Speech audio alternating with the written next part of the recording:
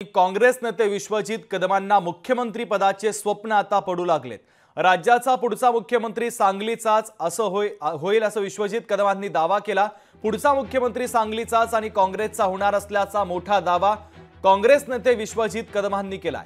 मुख्यमंत्री पदासाठी आता काँग्रेसमध्ये इच्छुकांची गर्दी वाढत चालल्याचं पाहायला मिळतंय। आमदार विश्वजित कदम यांनी थेट नाना पटोले यांना आव्हान दिल्याच्या चर्चा सुरू झाल्यात। विश्वजित कदमांच्या वक्तव्याने काँग्रेसमध्ये खळबळ उडाली असून विश्वजित कदमांच्या वक्तव्याने महाविकास आघाडीमध्ये आता बिघाडी होण्याची शक्यता आहे। आताची सगळ्यात महत्त्वाची आणि मोठी राजकीय बातमी आपण पाहतोय। खासदार विशाल पाटलांनी विजयाचं गुपित देखील सांगितलेलं आहे।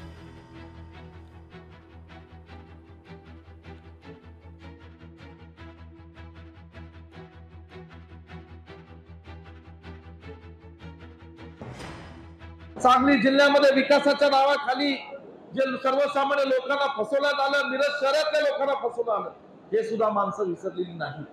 आणि हे सगळं आता बाजूला ठेवून येणाऱ्या काळामध्ये ताकदीने एक दिलाने एकजुटीने या ठिकाणी आपल्याला काम करायचं। आणि म्हणून आपल्या सर्वांना सांगायचंय, विशालराव, येणाऱ्या काळात महाराष्ट्राला मुख्यमंत्री नक्की पाहायला मिळेल। तो सांगली जिल्ह्याचा असेल की नाही हे येणारा काळ ठरवेल, पण काँग्रेस पक्षाचं नक्की असेल हे मी तुम्हाला या ठिकाणी सांगू। या येणाऱ्या विधानसभेत सुद्धा या सांगली जिल्ह्यात 4 ते 5 आमदार हे काँग्रेस पक्ष मिळून या राज्यात पुन्हा काँग्रेसचे प्रणित सरकार आणायचं आहे। भावी काळात आपण एक झालेलो आहे। वसंतदादांच्या विचाराचा मुख्यमंत्री या राज्यात झाला पाहिजे। सांगली जिल्ह्याचा माणूस पुन्हा मुख्यमंत्री झाला पाहिजे। दरम्यान काँग्रेसमध्ये मुख्यमंत्री पदासाठी कोणाकोणाची नावं चर्चेत आहेत त्याचा तपशील देखील पाहणं गरजेचं आहे। तो तपशील आपण पाहूया।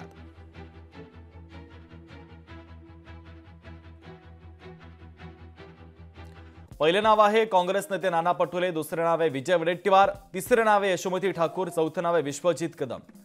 मुख्यमंत्री पदासाठी इच्छुक चेहरे आपण पाहतोय तर महाविकास आघाडीमध्ये उद्धव बाळासाहेब ठाकरे हे देखील इच्छुक आहे।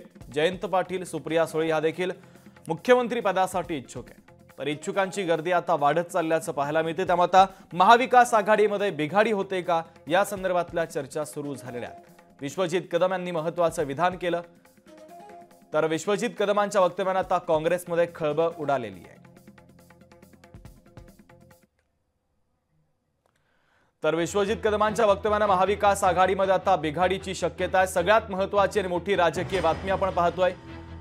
राज्याचा पुढचा मुख्यमंत्री सांगलीचाच होईल आणि या संदर्भातला मोठा दावा विश्वजित कदमांनी भाषणाच्या दरम्यान केला। पुढचा मुख्यमंत्री सांगलीचाच आणि काँग्रेसचा होईल असं विश्वजित कदम यांनी म्हटलं। मुख्यमंत्री पदासाठी काँग्रेसमध्ये इच्छुकांची गर्दी असं त्यांनी म्हटलेलं आहे।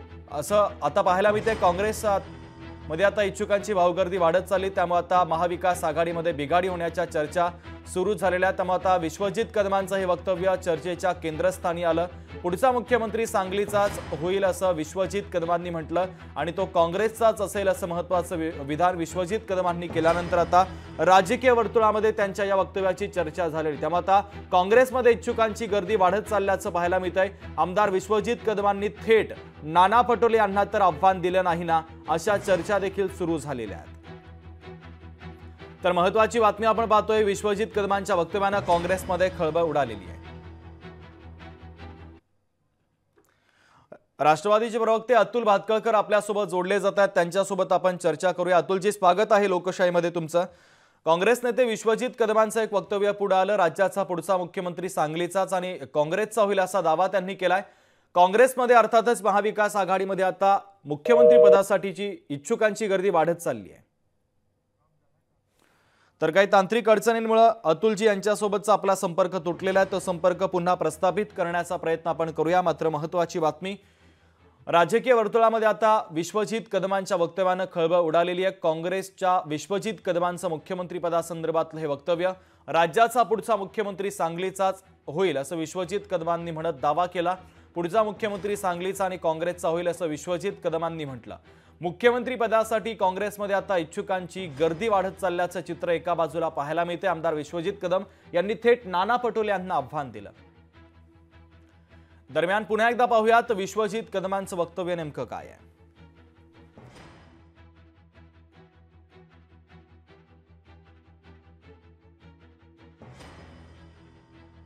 सांगली जिल्ह्यामध्ये विकासाच्या नावाखाली जे सर्वसामान्य लोकांना फसवण्यात आलं, मिरज शहरातल्या लोकांना फसवलं आलं, हे सुद्धा माणसं विसरलेली नाही. आणि हे सगळं आता बाजूला ठेवून येणाऱ्या काळामध्ये ताकदीने एक दिलाने एकजुटीने या ठिकाणी आपल्याला काम करायचं.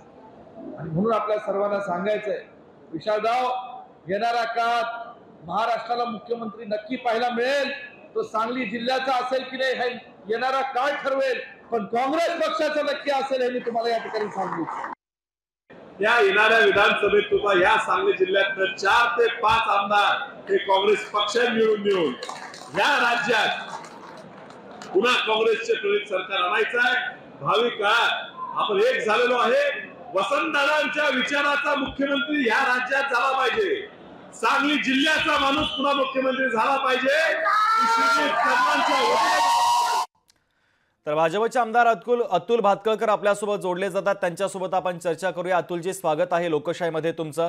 काँग्रेसच्या विश्वजित कदमांचं एक महत्त्वाचं विधान, अर्थातच मुख्यमंत्री पदासंदर्भातलं विधान आहे. पुढचा मुख्यमंत्री सांगलीचाच आणि काँग्रेसचा होईल असं विधान त्यांनी केलं. त्यांच्या विधानानंतर आता चर्चा सुरू झाल्यात. महाविकास आघाडीमध्ये काँग्रेसमध्ये आता मुख्यमंत्री पदासंदर्भातली गर्दी वाढत चालली आहे. तुमची प्रतिक्रिया अपेक्षित आहे. नाही, मराठीमध्ये म्हण आहे, बाजारात नाही तुरी आणि नवरा नवरीला मारी. अशी महाविकास आघाडीची आणि काँग्रेस पक्षाची स्थिती आहे. यांना नशिबाने थोडं काही गडबड झाल्यामुळे यांना काही लोकसभेच्या जागा मिळाल्या आणि काँग्रेस स्वतःला मुख्यमंत्री पदाची स्वप्न पडायला लागली. नाना पटोलेंना पडतायत, वडेट्टीवारांना पडतायत, बाळासाहेब थोरातांना पडतायत, आता विश्वजित कदमांनाही पडायला लागली. इकडे संजय राऊत, उद्धव ठाकरे त्यांनाही पडतायत, शरद पवारांच्या राष्ट्रवादीलाही पडतायत. त्यांची स्वप्न ही स्वप्नच राहणार आहेत.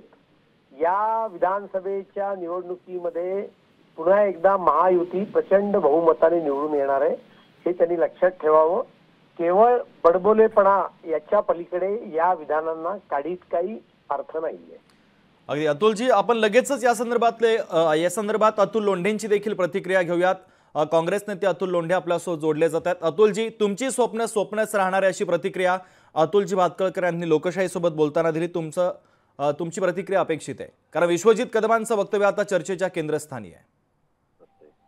अहंकार आणि गर्वामध्ये बुडलेल्या लोकांच्या काय प्रतिक्रिया द्यायच्या? पंकजाताई म्हणत होत्या की मी लोकांमधली मुख्यमंत्री आहे, तावडेंचं वेगळं म्हणणं होतं. असे 5 मुख्यमंत्रीचे स्वप्न बघणारे त्यांच्या पक्षातही होते, पण आमच्याकडून आम्ही असं कधी बोललो नाही की त्यांचे स्वप्न राहतील.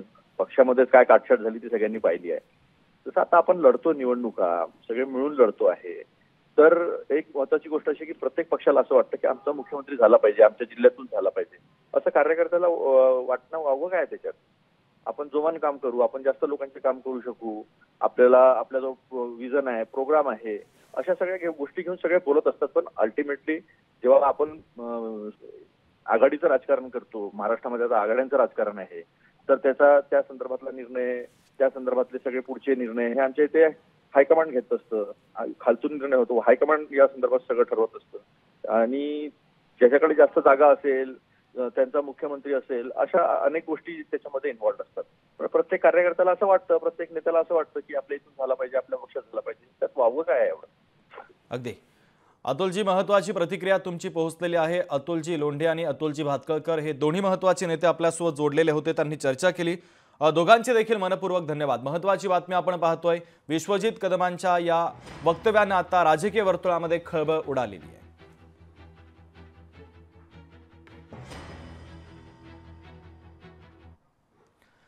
पुढची महत्वाची बातमी, खासदार विशाल पाटलांनी विजयाचं गुपित सांगितलं. मराठ्यांनी लोकसभेत जरांगेंच्या अपमानाचा बदला घेतला, मराठा समाजानं सरकारचा बदला घेतला आणि मी खासदार झालो असं त्यांनी म्हटलेलं आहे. मिरजमधील सत्कार सभेमध्ये विशाल पाटलांचं हे महत्वाचं वक्तव्य आहे. खासदार झाल्यानंतर विशाल पाटलांनी खासदार का झालो, आपल्या विजयाचं गुपित सांगितलेलं आहे. तुम्ही प्रत्येक जण आज खासदार निवडून आलाय, मला तुम्ही निवडून दिलंय, तुमच्या आकांक्षा, तुमच्या आशेतनाला तुम्ही प्रत्येक जण खासदार आहात. या ठिकाणी प्रत्येक मतदारसंघात, प्रत्येक तालुक्यात आपण संपर्क कार्यालय ताबडतोब सुरू करून प्रत्येक कार्यकर्त्याचा त्या ठिकाणी काम करायचा प्रयत्न होणार आहे.